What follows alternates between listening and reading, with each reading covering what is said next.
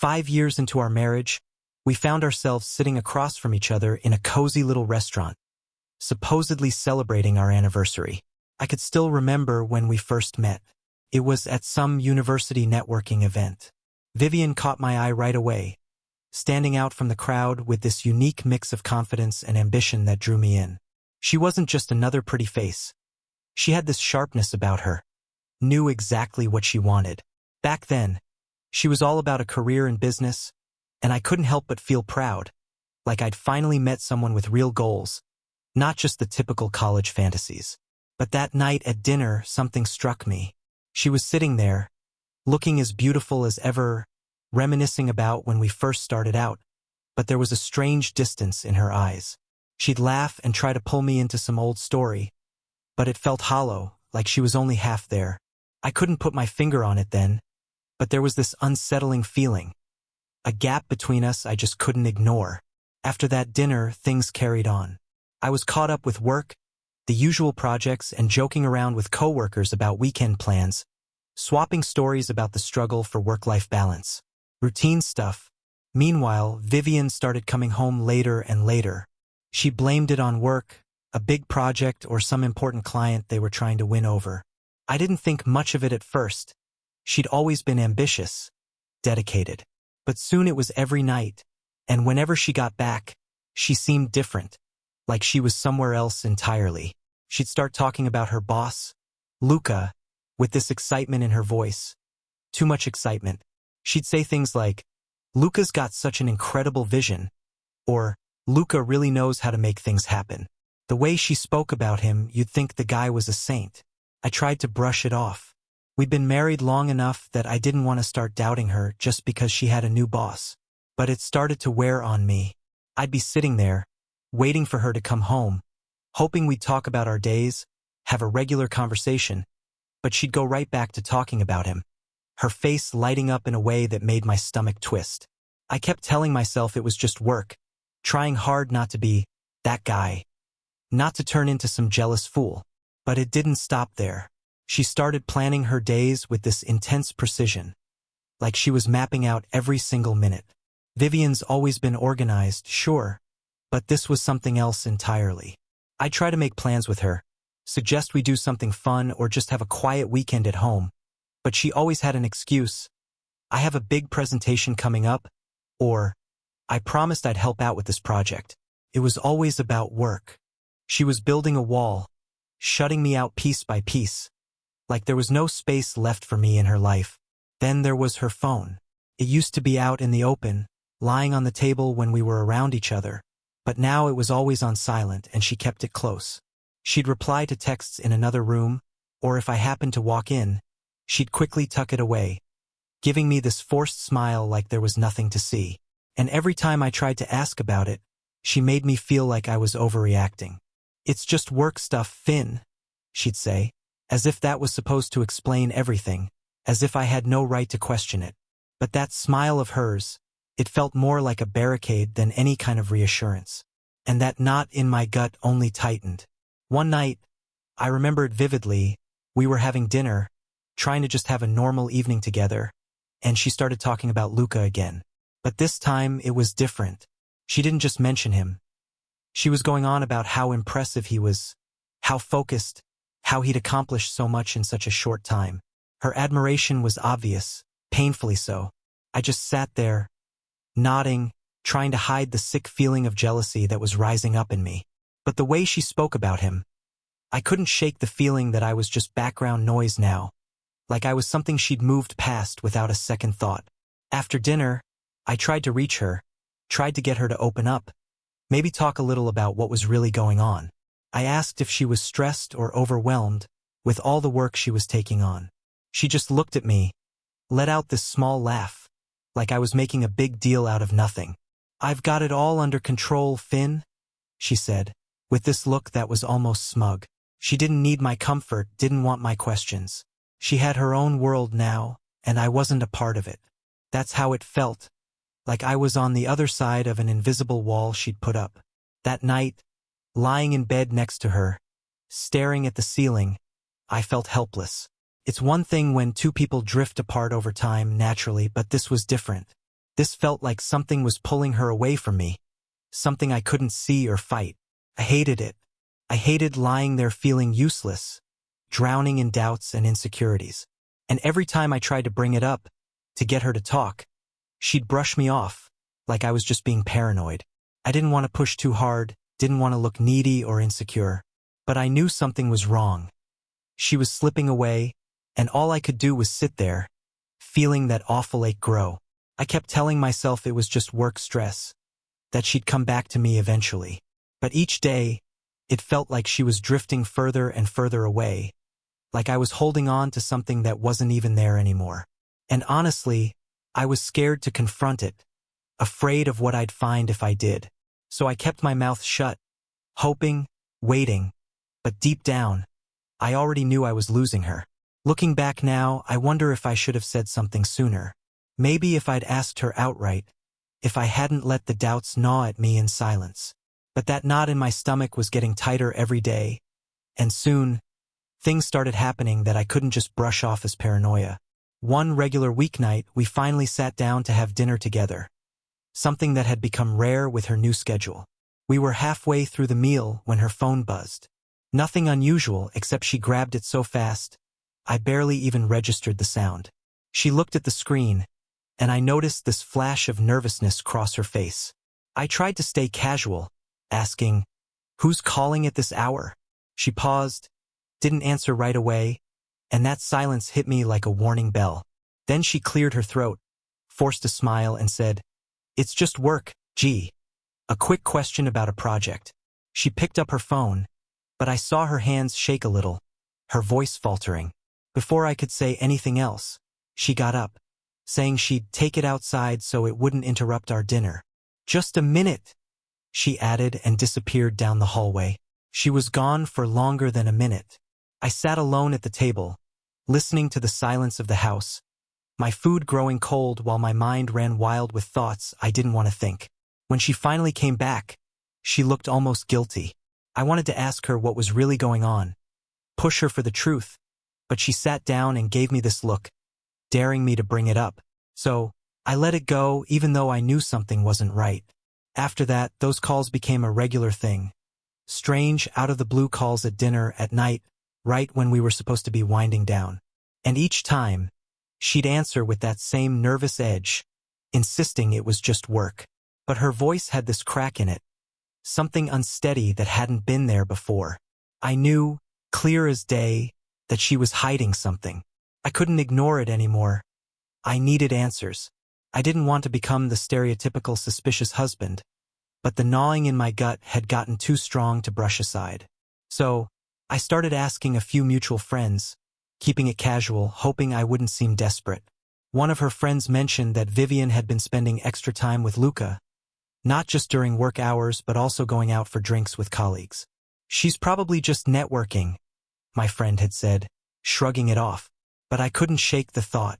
I didn't know much about Luca, but I'd heard enough to be on edge. That's when I realized I couldn't handle this on my own. I needed some clarity, so I reached out to my old friend, Jasper. He's been a private investigator for years, and if anyone could get to the bottom of this, it was him. When I filled him in on everything, he didn't look surprised. He just gave me a nod, leaned back and said, "Finn, let's get to the truth." We decided to start small, a bit of surveillance, a few basic checks, just to be sure I wasn't overreacting. For the next few days, I was on edge, glued to my phone, waiting for Jasper's updates. At home, I tried to act normal, but every time I saw Vivian, that resentment flared up inside me. She was my wife. I shouldn't have to doubt her like this. Yet she was making it so hard to trust her. I'd walk in and see her on her phone, messaging someone, and she'd quickly tuck it away, flashing me that tight, forced smile. I tried telling myself it was all work-related, her way of staying connected to the office, but each time I tried to believe it, the more hollow it sounded. One evening, I got home to find her completely absorbed in her phone on the couch, not even looking up when I walked in. I cleared my throat, and she jumped a little, glancing up at me with a startled look. Trying to keep my voice steady, I asked, "Who are you texting so late?" She shrugged and quickly set her phone down, a little too fast. "It's just the office, Finn. Nothing to worry about. But she wouldn't meet my gaze. We both knew she was lying. I could feel my anger simmering beneath the surface, but I forced myself to swallow it, pretending to be the clueless husband she seemed to think I was. But then, she dropped the final straw. One night, she came home all thrilled, talking about a big conference she'd been invited to attend, said it was a huge opportunity and that Luca had personally recommended her. My first instinct was to be happy for her, to cheer her on, but something felt off. She barely gave me any details, brushing it off as if it was no big deal. When I asked for specifics, she got defensive, claiming it was all last minute and she didn't have all the information. She was evasive, cagey, almost like she didn't want me knowing too much.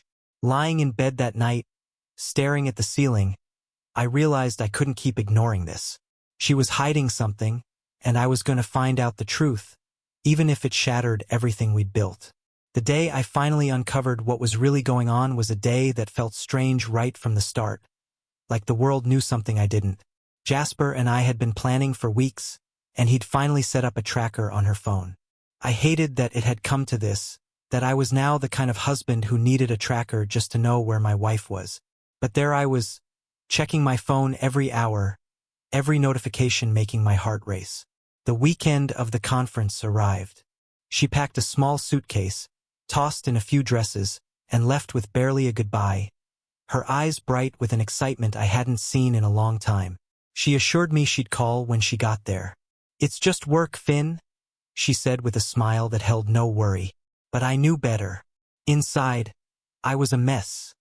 A constant tug-of-war between fear and denial. But that knot in my stomach had been there for so long, it had started to feel like part of me. As the hours dragged by, I tried keeping myself busy, but my thoughts were glued to that tracker, waiting for any kind of sign. I could barely eat or sleep, and every time I thought about her and Luca, it felt like a fresh wound. Late into the first night, the notification I'd been dreading finally came. The tracker pinged her location, a hotel on the other side of town. Not a conference center, not an office building, a damn hotel. I felt my chest tighten as a raw, sickening realization washed over me. Every doubt, every gut feeling had led to this. I sank into a chair, staring at the screen, trying to process what I was seeing. She was supposed to be at a work event, but she was there with him. Couldn't have been clearer. The next morning, Jasper called. He'd seen the location too, and I could barely speak, my voice barely a whisper. "I can't believe this is happening," I managed. He didn't sugarcoat it. "Finn, you needed to know. Now we need to decide what you want to do next." He suggested we follow them again if it happened, get more proof. But I'd seen enough. I didn't need more evidence. I needed to confront her. I couldn't keep living in this lie, pretending everything was fine. 2 days later, she came home, acting as if nothing had happened. I watched her unpack, laughing as she recounted her conference. She even handed me a cheap little souvenir, as if it would somehow cover up what she'd done. My anger boiled, but I wasn't ready to explode, not yet. I needed answers, needed her to try and lie to me just one more time. Keeping my voice steady, I asked, "Did you have a good time?" She looked up a little too quickly, and for a moment, I saw a flicker of guilt. Maybe. But then she gave me that practiced, fake smile and said, "Of course. It was all work. Kind of exhausting, actually." She even let out a yawn, like she'd been working so hard for us. I didn't want to come right out and accuse her. I wanted to see if she'd come clean, give her one last chance. I nodded, looking straight into her eyes, and asked, "Was it all just work, Vivian? Anything else you want to tell me?" She hesitated, just for a split second, then laughed it off. "Finn, you're being ridiculous. It was a conference. You're overthinking this." She was lying straight to my face, and I couldn't take it anymore. She brushed past me, saying she needed to rest, leaving me standing there, a storm of anger and hurt churning inside me. Later that night, when she'd fallen asleep, I finally did what I'd never imagined myself doing. I unlocked her phone. She was lying there, breathing peacefully, as if she didn't have a care in the world. My hands shook, but I couldn't stop myself. I started scrolling through her messages, searching until I found his name. And when I saw the messages, they weren't just friendly exchanges. These were the kinds of texts you don't send to a boss unless there's more going on. Late-night messages, telling him how much she enjoyed their time together, how she couldn't wait to see him again. Some were explicit, intimately charged in ways I hadn't heard from her in a long time, words and feelings she used to share only with me. It felt like a weight was pressing down on my chest, making it hard to breathe. Every message was another knife, twisting deeper, confirming the betrayal I'd feared all along. I sat there in the dark, my whole world crumbling around me. Every memory, every promise, shattered in front of me. She'd chosen him, lied to me, and left me behind as if I meant nothing to her. And as much as I wanted to scream, to lash out, all I felt was a hollow emptiness, like she'd drained every bit of life from me. The next day, I went straight to Jasper. I told him everything, showed him the messages. I didn't have to explain much. He could see it in my face. "Finn," he said, his hand on my shoulder. "This is going to hurt, but we'll get through it. You're not alone in this." He suggested following them again, getting more undeniable evidence in case things got messy. But I'd had enough. I didn't need any more proof. All I wanted was to confront her, to make her finally face the truth she'd been hiding from me. That evening, I waited until we were alone, just the two of us with no interruptions. I looked her right in the eyes and told her I knew everything. I told her I'd seen the messages, knew exactly where she'd been and with whom. She didn't deny it, not even for a second. She just went pale, her face drained like she'd seen a ghost. And then, almost immediately, she got angry. She tried to turn it around on me, asking if I'd been spying on her, as if I were the one in the wrong here. She tried to defend herself, saying it wasn't what it looked like, and that Luca and I are just close colleagues, as if I hadn't seen the proof with my own eyes. I told her to drop the act. I told her I knew everything. And for the first time, she looked genuinely defeated, her face crumbling as she stood there, speechless. I didn't hold back. I let her know exactly how I felt, how she'd shattered my trust and destroyed everything we'd built together. I poured out every ounce of anger and hurt. She tried to apologize, but her words were empty, meaningless. I didn't want her apologies.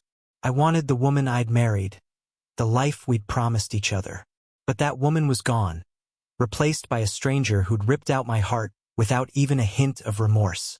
That night, she went to bed, leaving me alone in the living room, staring at the fragments of the life we'd shared.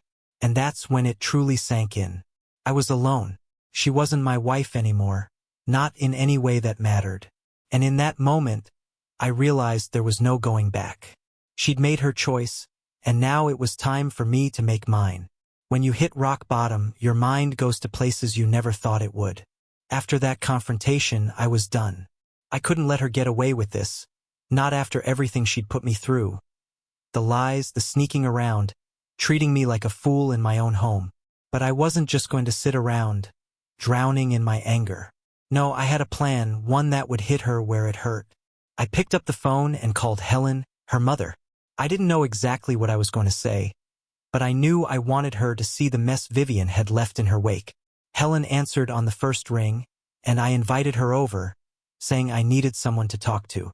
Helen had always understood what Vivian and I once had. I didn't have to explain much. She fine to come by that evening, no questions asked. When Helen arrived, she looked like she'd been through her own kind of hell. I guess she'd seen the changes in Vivian too, the distance between us. She hugged me, and for the first time in months, I felt a strange sense of comfort. Maybe she was the last person who understood what Vivian and I used to have. We sat down, poured a couple of glasses of wine, and started talking. For the first time in a long time, I felt free to speak openly about my pain, about everything I'd been going through. She listened, nodding, sometimes shaking her head in disbelief, but always with the sympathy that Vivian hadn't shown me in ages. We reminisced about the good days, times when Vivian and I had been genuinely happy, before Luca, before the lies. And as we talked, I felt this unexpected pull toward Helen. She was warm, caring, genuinely there for me in a way that Vivian no longer was. The wine had loosened us both up, And somewhere along the way, our conversation turned into something deeper. Helen sighed, leaning back with her eyes glistening. Finn, you didn't deserve this. You've always been good to her. I don't know where I went wrong as her mother. She looked down, hurt, feeling betrayed too, just like me. Before I knew it, I reached out and took her hand. She looked at me with a softness that nearly broke me. We held each other's gaze, and I could feel something unspoken pass between us. I pulled her close, and for a moment we just stayed like that. Two people broken by the same betrayal. But then something shifted. Her hand rested on my shoulder, mine on her back, and before I could think, before I could stop myself, our lips met. There was no hesitation, no second-guessing. We let go of everything. All the anger, the hurt, the loneliness. Everything just vanished, replaced by something fierce, something I hadn't felt in so long. We lost ourselves in each other, forgetting everything else. It was just me and Helen, connected by this strange, forbidden closeness. I won't lie, it felt good, in ways I can't even begin to explain. She was fully present, giving me something Vivian had stolen from me long ago, and in that moment, I didn't care about the consequences. The pain, the betrayal, all of it melted away, replaced by this raw, undeniable connection. The next morning, I woke up feeling a mix of guilt and satisfaction. I knew what I'd done was wrong, but it felt justified. I felt alive, something I hadn't felt in years with Vivian. I knew what this would do to her if she found out, knew it would break her the way she'd broken me. And that's exactly what I wanted. So I decided to tell her. I wanted her to feel the same pain, the same gut-wrenching shock that had torn through me when I discovered her affair. I waited until she got home that evening, and with as much calm as I could muster, I told her everything. I didn't hold back. I told her about the night I'd spent with her mother, every detail, every kiss, every touch. I watched as her face went pale, her mouth dropped open in shock. "How could you?" she stammered, her voice shaking. "With my mother? Are you insane?" I shrugged, letting the bitterness in my voice be loud and clear. "How could you, Vivian, with Luca? After everything we'd shared, I wasn't going to let her act like the victim. She'd brought this on herself, and now she was finally seeing the cost of her betrayal." She started yelling, blaming me for everything, calling me sick and pathetic. I just stood there, calm, watching her unravel. I told her flat out that she had destroyed us long before I did anything with Helen. "You think I wanted to go there?" I said, looking her dead in the eyes. "You think I wanted to hurt you? No, Vivian, but you hurt me first, over and over again. Now I'm just returning the favor." Her face flushed, her eyes blazing with anger and disbelief. She kept yelling, demanding answers, wanting to know how I could betray her like that. I met her gaze, steady, and said, "This is what happens when you push someone too far, Vivian. This is the price of your lies, your betrayal. You lost me the moment you chose him over us." She fell silent, staring at me as if I was a stranger, and maybe she was right. Maybe I didn't recognize myself anymore, either. But for the first time, I felt free, like a weight had been lifted. In the end, I told her it was over, that there was no fixing this. She tried to argue, insisted that we could work things out, but I didn't want to hear it. "There's nothing left to say, Vivian," I said, turning away. She stood there, frozen, as I walked out of the room, leaving her alone with the truth of what she'd done. For the first time in a long time, I felt at peace. I was done with her lies, her betrayal. Maybe revenge didn't fix everything, but it gave me closure, gave me the strength to walk away. And as I left her standing there, I knew that whatever came next was a chance to rebuild without the weight of her betrayal holding me down. The divorce process wasn't something I looked forward to, but it was necessary. After the fallout from that night with Helen and the confrontation with Vivian, I knew there was no turning back. Whatever love or trust we'd once had was buried beneath betrayal and anger. Walking into my lawyer's office, I felt a strange blend of relief and regret. Relief because I was finally taking control, cutting myself loose. But regret, too, for the life we'd built and everything we'd lost. As flawed as it had been real once. Sitting down with my lawyer, I realized how complicated things would get. This wasn't just a simple signing of papers. We had assets, a home, and remnants of a life to divide. He walked me through the process, explaining what to expect, what documents we'd need, and the inevitable court sessions. I braced myself, knowing it was going to be brutal, and sure enough, it was. Our first court meeting was a disaster. As soon as the judge started discussing assets, Vivian's demeanor changed. She seemed calm at first, almost cordial, but when the focus shifted to finances and property, her claws came out. She wanted the house, most of our savings, and anything else she could grab. It didn't take long before we were hurling accusations across the table. She was determined to paint me as the villain, conveniently ignoring Luca and the affair that had started it all. "You're the one who couldn't keep things together, gee," she spat, her voice dripping with bitterness. "You're the one who made this a mess." I laughed, barely able to hold it back. "Really? You're gonna blame me after all you've done? You tossed us aside for Luca, Vivian. You lied. You betrayed me. And now you want to stand here and pretend you're the victim." But she wasn't having any of it. To her, I was the one to blame, the source of all our problems. It was easier that way, I suppose, to make me the scapegoat. Our arguments became these raging storms, dragging up every unresolved issue from years past. It was exhausting, maddening. There were moments I thought about just surrendering, just to be done with it all. But then I'd remember why I was fighting. I wasn't going to let her walk away with everything after everything she'd put me through. Jasper and a few of my closest friends became my anchor during those months. They knew what I was dealing with, and they did what they could to pull me out of the chaos, even if it was just for a few hours. Jasper planned weekend trips, quick escapes up into the mountains or out to the countryside. Those weekends were like therapy for me. Hours spent talking, venting, with friends who just listened and reminded me I wasn't alone. One night, as we sat around a campfire, a few beers in, I finally admitted to them the fears that kept me up at night. "What if this breaks me?" I murmured, staring into the flames. "What if I never learn to trust again?" Jasper put a reassuring hand on my shoulder, his voice firm. "You're not broken, G. You're hurt, yeah, but you're not broken. You'll get through this." His words meant more than he probably realized. But even with the support of my friends, every court session drained me. Each small win, like keeping joint property rights or preserving some of our savings, came with a price. Vivian fought me on everything, and each time a decision didn't go her way, her anger intensified. There was no compromise, no middle ground, it was all-out war. I started seeing a psychologist to help me work through everything.